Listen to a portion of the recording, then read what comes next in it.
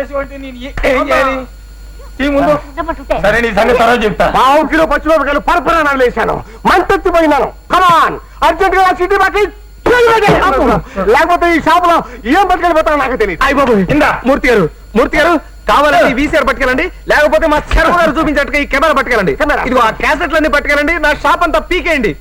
అంతేగాని ఈ టీవీ మాత్రం పట్టుకెళ్ళదు సార్. ప్లీజ్ ప్లీజ్ టీవీ కావాలి. ఇదిగో శర్మ గారు, శర్మ గారు, మూర్తి గారు కాళ్ళు చెరువు పట్టుకోండి. నాకు టీవీ కావాలి. మూర్తి గారు నా షాప్ అంతా అమ్మి పట్టుకెళ్ళండి, కానీ ఈ టీవీ ఒకటి మాత్రం వదిలేండి. జీవితాంతం దీంతో బతికేస్తాను. కావాలంటే మీ కాళ్ళు పట్టుకుంటాను. నాకు టీవీ కావాలి. దీని ఖరీదు 58,000 రూపాయలు. పొద్దునే షేక్ అబ్దుల్ ఖాన్ గారు పంపించాడు. దుబాయ్ నుంచి ఈ టీవీ షిప్ లో దిగింది. ఈ టీవీ మాత్రం పట్టుకెళ్ళండి సార్.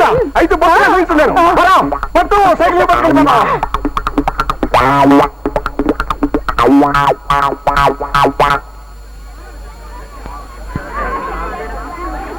సార్ పిల్లకాయన లంపకాయలు తింటారు కదా, స్కూల్ గొడవ చేశారంటాను.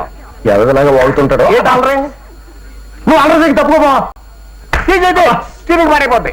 స్టీరింగ్ ఇది దుబాయ్ టీవీ.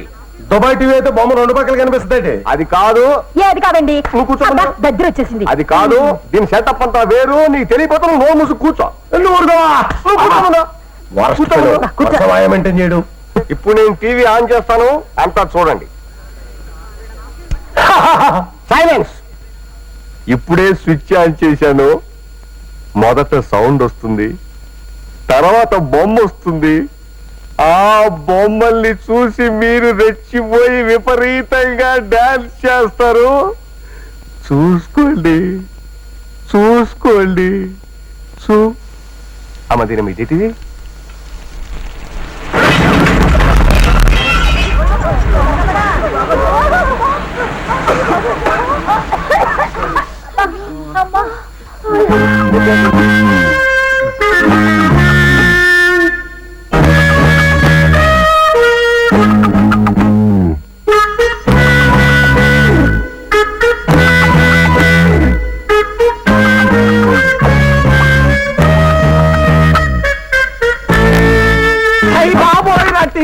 నా టీవీ కాల్ చేశారు రా బాబోయ్.